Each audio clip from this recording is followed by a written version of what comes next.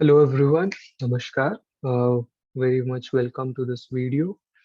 In this video, we are going to look at the questions from DU MA Psychology Entrance Exam 2020. तो DU का जो psychology का entrance exam आता है masters के लिए नॉर्थ कैंपस का, उसमें हमें जो क्वेश्चंस मिलते हैं वो हम देखने वाले हैं which are completely MCQ based. Alright, and these are some instructions before attempting the test. This test is available on Power Within Psychology website, so you can go there and try the test also.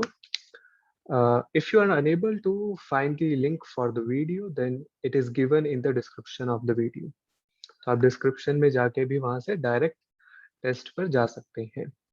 So we shall start with the test. Okay, ready to begin. The first question is criterion related validity of test refers to what? So criterion related validity जो होती है वो दो type की होती हैं, concurrent and predictive validity. तो इसके अलावा जो ऑप्शंस हैं वो concurrent criterion validity के अंदर नहीं आते हैं. concurrent और predictive validity ही होती है जो कि जिससे आप criterion validity measure कर सकते हैं. So we'll pick this option. Next, which of the following measures the electrical resistance of the skin? So यहाँ पे हम हार्ट बीट या ब्रेन एक्टिविटी की बात नहीं कर रहे हैं, हम यहाँ पर बात कर रहे हैं electrical resistance of the skin की. और ये मेजर होता है गैल्वेनिक स्किन रिस्पॉन्स से, जिसके कुछ टूल्स होते हैं, मेडिकल टूल्स होते हैं जो हम यूज कर सकते हैं गैल्वेनिक स्किन रिस्पॉन्स मेजर करने के लिए. Okay, so the option C is correct here.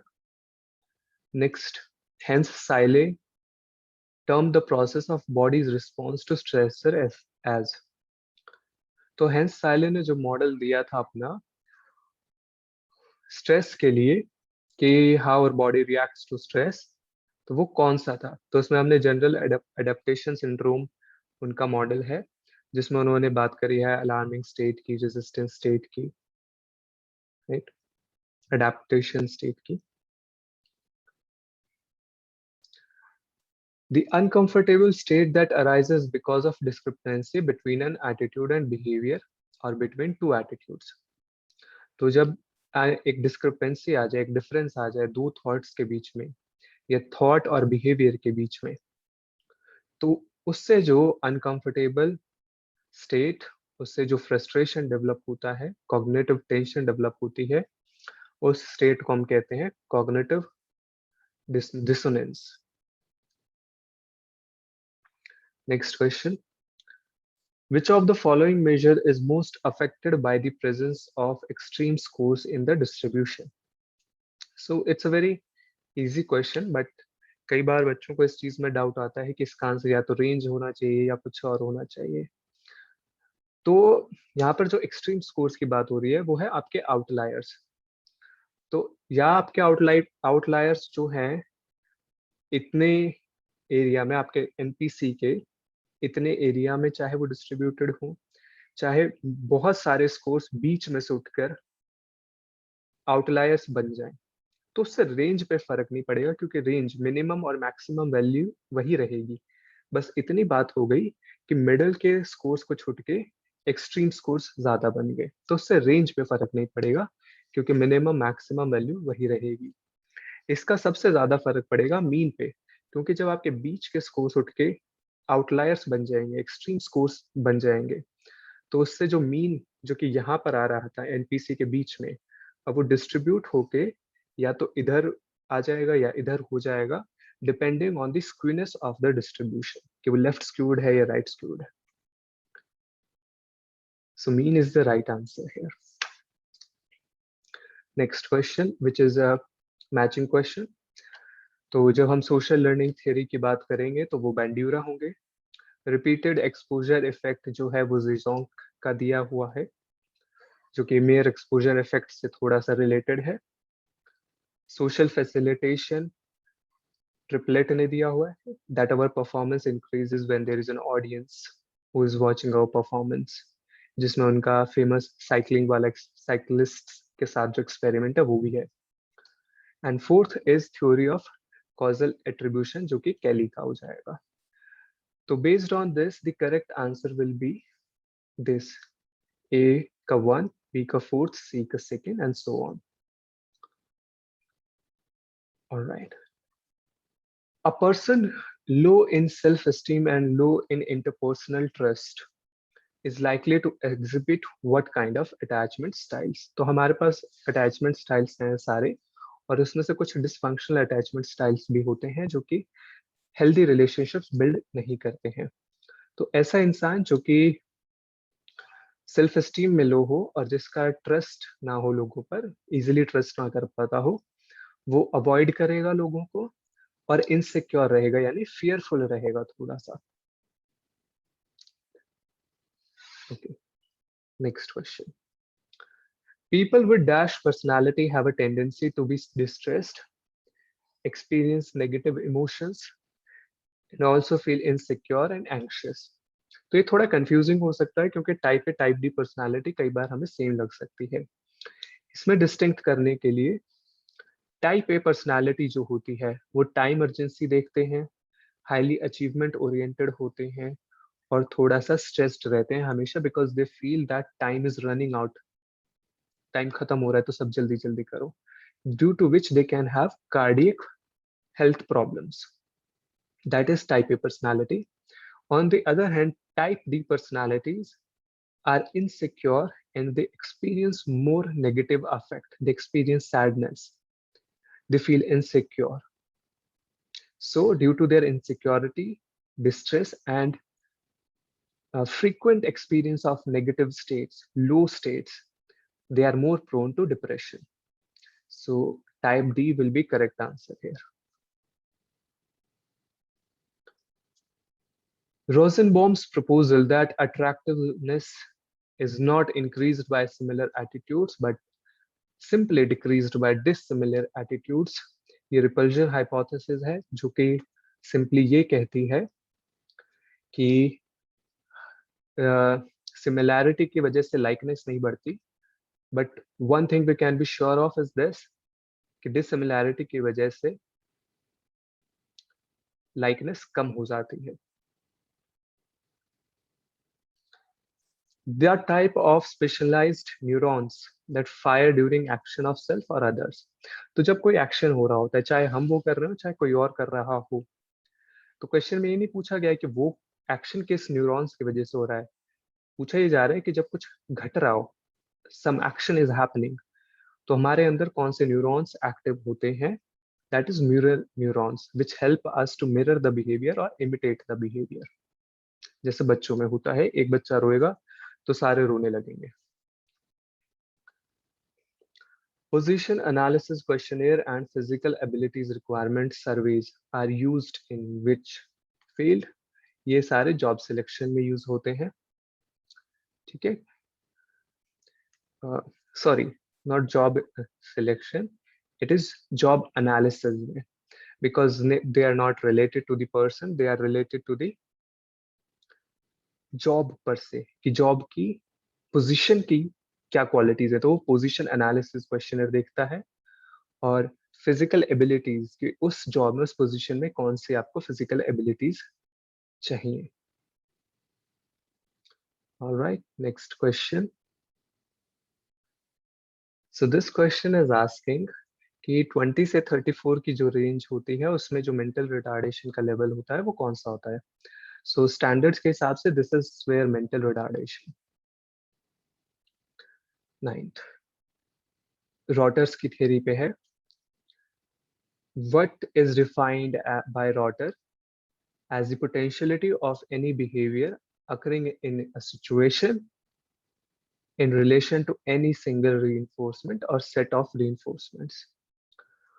तो बिहेवियर की पोटेंशियलिटी को डिफाइन किया है रॉटर्स ने इक्वल्स टू फॉर्मूला, जिसमें क्या आता है कि रीइंफोर्समेंट कितनी है और सिचुएशन कैरेक्टरिस्टिक्स क्या है, और उसके बेसिस पे, इन दोनों के इंटरप्ले के बेसिस पे कि किसी सिचुएशन में क्या रीइंफोर्समेंट हो सकती है और उससे बिहेवियर के होने के चांसेस क्या हैं।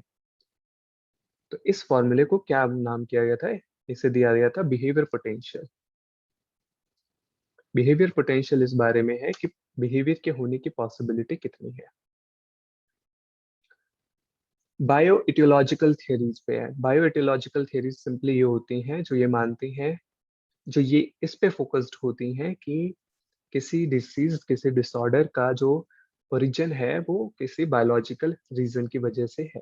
तो बायो इटियोलॉजिकल थियरी का यही मतलब है। तो डिप्रेशन किस वजह से होता है, जब सेरोटोनिन जो है वो कम हो जाए, और स्किज़ोफ्रेनिया में जो डोपामीन होता है वो ज्यादा हो जाता है। थर्ड आंसर हमारा हो गया। Next, which of the following is a method of probability sampling. तो प्रोबेबिलिटी सैम्पलिंग में आपका आता है क्लस्टर सैम्पलिंग। बाकी जो है इंसिडेंटल, स्नोबॉल और पर्पसिव, वो नॉन प्रोबेबिलिटी सैम्पलिंग है, क्योंकि उसमें आप पहले से सैंपल की प्रोबेबिलिटी डिस्ट्रीब्यूशन नहीं निकाल पाते हैं। ऑलराइट, चलिए next question. MCMI stands for simply million clinical multi axial inventory, और स्पेसिफिकली ये यूज होता है पर्सनालिटी डिसऑर्डर्स को आइडेंटिफाई करने के लिए in clinical patients. Next question, which is not a characteristic of operant conditioning. तो इसका सही आंसर है फोर्थ ऑप्शन, रिस्पॉन्सेज आर एलिसिटेड। तो क्लासिकल कंडीशनिंग में एलिसिटेड रिस्पॉन्सेज होते हैं, मतलब कि ऐसे रिस्पॉन्सेज जो कि एलिसिट होते हैं based on some previous situation और प्रीवियस स्टिमुलेशन। तो कुछ घटित हुआ जिसके वजह से आपका बिहेवियर आया, दैट इज क्लासिकल कंडीशनिंग, और उसमें एलिसिट होता है response. On the other hand technically दूसरे रिस्पॉन्स की बात होती है which is emitted response. Emitted response operant conditioning में आता है, क्योंकि it is dependent on the consequences. It is not dependent on what happened before. It is dependent on the expected outcomes of a behavior. तो operant conditioning में emitted response की बात होती है, एलिसिटेड रिस्पॉन्स की बात नहीं होती है। और ये कंडीशनिंग के लिटरेचर में ये दोनों टर्म्स एलिसिटेड और एमिटेड टेक्निकली डिफाइंड है। Okay, next question, type 2 error is committed when. So इसका सही आंसर है फोर्थ, टाइप 2 एरर तब होती है जब हम उसे रिटेन कर लेते हैं बट एक्चुअली में नल हाइपोथेसिस फॉल्स होती है। 16 basic traits which could describe all differences among personalities. इनको क्या कहा है कटिल ने? इनको कटिल ने कहा है सोर्स ट्रेट्स। ये आपके मेन प्राइमरी सोर्स ट्रेट्स हैं जिनसे बाकी सरफेस ट्रेट्स देखने को मिल सकते हैं। ठीक है, तो एक एक्सपेरिमेंट में जब आपके ट्रीटमेंट ग्रुप का एवरेज स्कोर और कंट्रोल ग्रुप का एवरेज स्कोर अलग अलग आए, तो उसका क्या मतलब होता है कि जो आपने ट्रीटमेंट दिया है वो उसके इफेक्ट दिख रहे हैं। तो यहाँ पे करेक्ट आंसर आपका हो जाएगा बी ऑप्शन। जो दोनों ग्रुप्स में डिफरेंस आ रहा है वो ट्रीटमेंट की वजह से, वो इंटरवेंशन की वजह से आ रहा है। Dash disorder involves a pattern in which symptoms or deficits affecting sensory or voluntary motor function lead one to think that a patient has medical or neurological condition. तो इसमें दो ऑप्शन है जिसमें आप कंफ्यूज हो सकते हैं, सोमैटोफॉर्म एंड कन्वर्जन। तो in MCQs we always look for the specific answer, जो बेस्ट ऑप्शन होगा। तो conversion is also a somatoform disorder, is actually a type of somatoform disorder. तो सोमैटोफॉर्म डिसऑर्डर तो पूरी कैटेगरी होते हैं, और जो डेफिनेशन, जो क्वेश्चन में डेफिनेशन दी गई है वो सोमैटोफॉर्म हो सकता है, बट अगर आप और स्पेसिफिकली देखेंगे तो ये कन्वर्जन डिसऑर्डर है जिसमें कि कोई साइकोलॉजिकल रीजन की वजह से फिजिकल सिम्टम्स दिख रहे हैं जिनका कोई मेडिकल और न्यूरोलॉजिकल वो नहीं है कॉज। ऑल्सो ये मैलिगमेंट कंडीशन से भी अलग हो जाते हैं, क्योंकि ये वाले कन्वर्जन डिसऑर्डर्स इंटेंशनल नहीं होते हैं, ये अनइंटेंशनल होते हैं। तो इसमें आपका स्पेसिफिक बेस्ट ऑप्शन होगा conversion, which is a type of somatoform. Next question,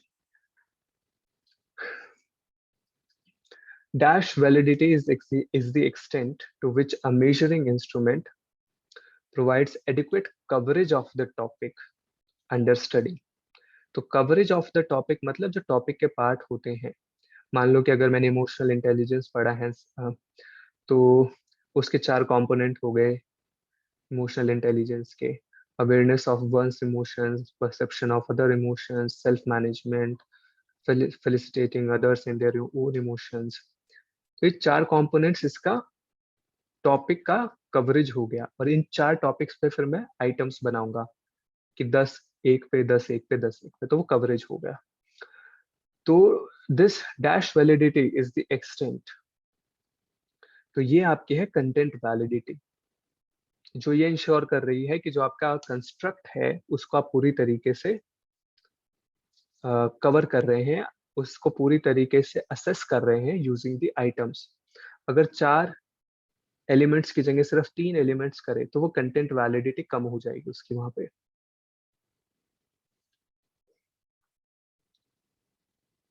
okay, 23rd question, the ability to imitate a person or pretend behavior in the absence of person or behavior, इसे हम क्या कहते हैं? इसे imitation कहते हैं, which indicates that children also form mental representation। तो ये पूरी प्रोसेस जब हम किसी के बिहेवियर को इमिटेट करते हैं, वो इसलिए क्योंकि हम उनकी एक मेंटल रिप्रेजेंटेशन बना लेते हैं। So A is the correct option here. Next question, in the ABCDE model of REBT, E stands for what? Okay, तो REBT में जो है E stands for effective thought, right? This is the correct answer. Next, the dash is likely to be extremely disruptive since the individual is both drawn to and repelled by the same situation at the same time। तो ये होता है जब एक ऐसी conflicting situation में जहां आप उसे अप्रोच भी करके सॉल्व करने की कोशिश कर रहे हैं और अवॉइड भी करना चाह रहे हैं, तो ये होता है अप्रोच अवॉइडेंस कॉन्फ्लिक्ट, जहां पे आप दोनों कर रहे हैं। All right,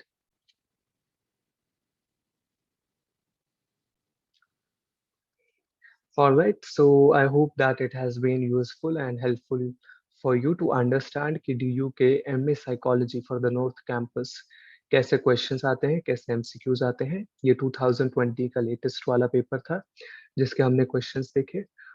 For this video we are going to try only these questions, and now I'm just going to submit and have a look at my report, at my results. Okay, so this is the platform of Power Within Psychology that I am using. आपको description में हमने link share किया हुआ है, आप भी जाके इस क्वेश्चन पेपर पे जा सकते हैं, खुद भी ट्राई कर सकते हैं। और इसके अलावा और भी टेस्ट हैं जो आप ट्राई कर सकते हैं, जो आपको हेल्प करेंगे टेस्ट प्रिपरेशन के लिए, जैसे कि आपको अगर जामिया के लिए, DU के लिए, या फिर किसी और MA प्रोग्राम के लिए एंट्रेंस एग्जाम देना है तो। Thank you. अगर आपके कोई भी क्वेश्चंस होते हैं इसके रिगार्डिंग, तो आप हमें कमेंट्स में पूछ सकते हैं कि इस टॉपिक को लेकर, इस क्वेश्चन को लेकर हमें ये डाउट है, तो वो आप हमसे पूछ सकते हैं। हम कोशिश करेंगे कि आपको आपके डाउट का हम एक इजी एक्सप्लेनेशन देकर आपको समझा सकें। Thank you.